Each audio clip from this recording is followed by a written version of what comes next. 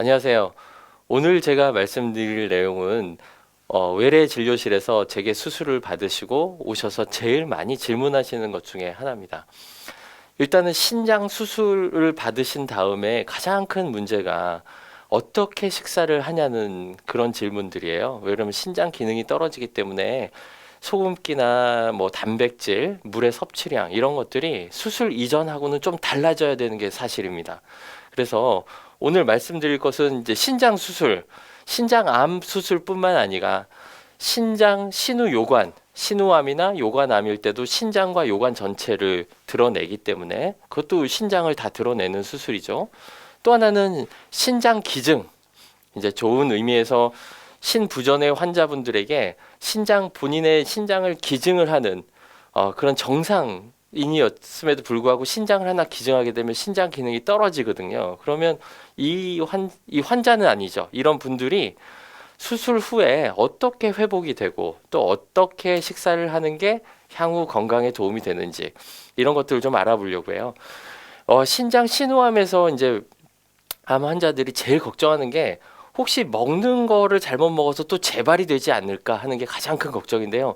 제가 1번으로 말씀을 드리지만 먹는 거 그 자체로 재발을 유도하지는 않습니다.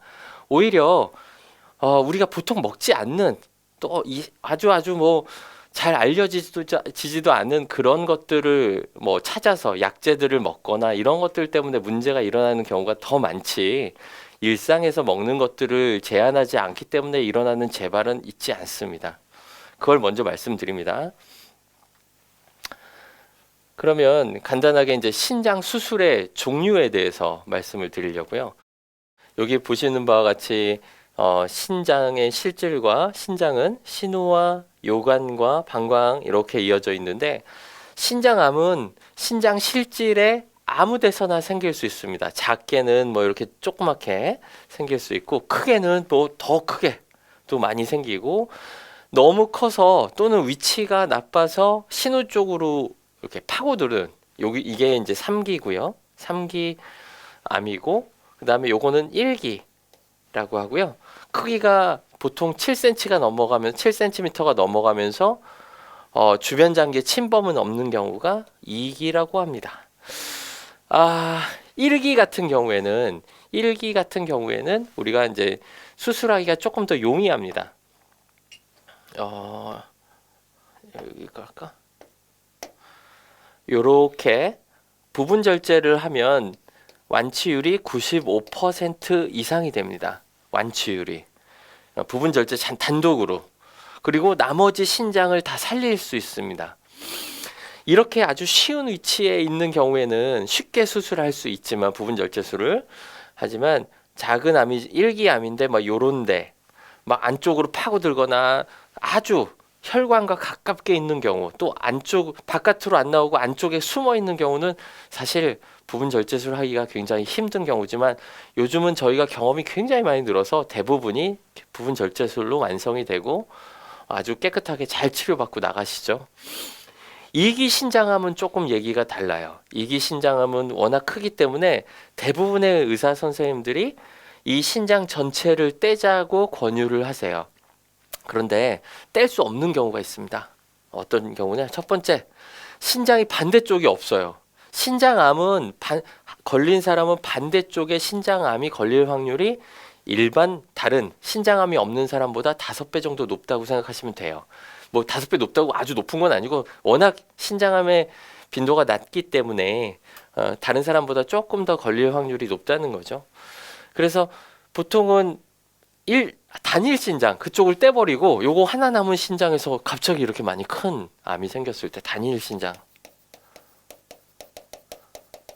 이런 경우는 신장을 떼버리면 안 되죠. 신장을 떼버리면 그때서부터는 투석을 받아야 되고 뭐 아니면 신장 이식을 받아야 되는 그런 형편에 놓이기 때문에 우리가 가급적 살리려고 노력을 굉장히 많이 합니다. 그래서 뭐 부분 절제술을 하려고 노력을 하고요. 어렵지만 두 번째는 전체적인 신장 기능이 오른쪽은 갖고 있고 이거 왼쪽 신장을 모형을 그려놨는데요.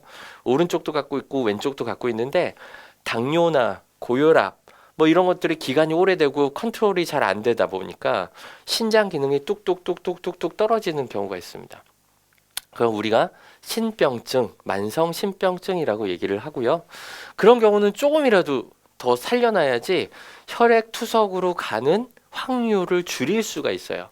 그래서 신기능 저하자, 만성 신병증 환자들, 이게 이제 단계로 저희가 나누고요. 단계가 보통 4, 5단계 이상이 되시는 신기능이 많이 저하된 분들은 반드시 우리가 신장 절제를 부분 절제를 하려고 노력을 많이 하고 있습니다. 이런 분들은 이제 부분신 절제술을 하셔야 되는 거고요. 그다음에 3기 같은 경우에는 일부에서는 부분신 절제술이 가능하지만 암의 재발을 막기 위해서 우리가 이제 전체 절제하는 경우도 많이 있습니다. 신우요관암은 아주 작게 그리죠. 이 신우의 요 안쪽에 이렇게 암덩어리들이 생기는 경우요. 이거는 신장암하고는 완전히 다릅니다. 신우 이 안에 요 안쪽에 요관까지 이어져서 방광까지 이어지는 이 표면이 전부 다 같은 성분으로 돼 있어요. 이행세포라는 걸로 돼 있고 뭐 어려운 내용이지만 같은 세포로 돼 있어서 여기서부터 이 방광에 생기는 암, 요 모든 암은 사실 성분이 같습니다. 우리가 이행세포 상피암이라는 성분이 다 같은 암으로 돼 있어요. 그래서 요거는 요거 생겼다고 요것만 뗄 수 없어요. 부분 절제가 불가능합니다.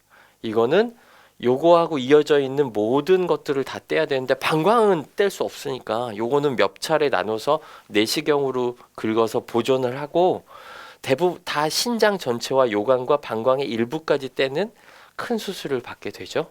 요관암, 신우암 모두요.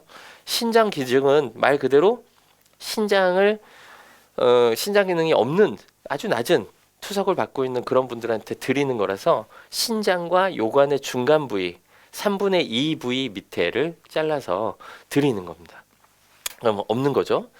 기능 수술은 뭐냐? 우리가 신장에 결석이 잘 생기는 분들이 있어요.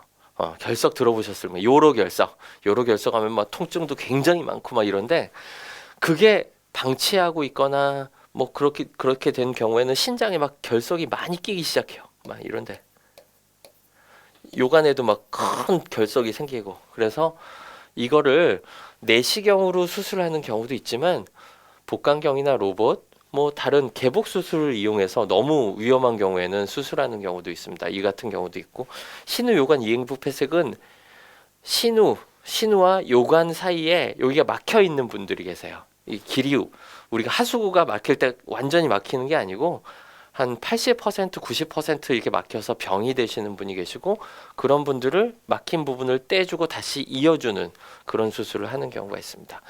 오늘 제가 얘기 드릴 거는 사실 4번은 아니에요. 4번은 하고 나면 신장 기능이 더 좋아지는 겁니다. 이 세 개가 문제죠. 수술을 하고 나면 신장 기능이 떨어지니까요. 그러면 우리가 먹는 거에 제한이 들어가게 됩니다.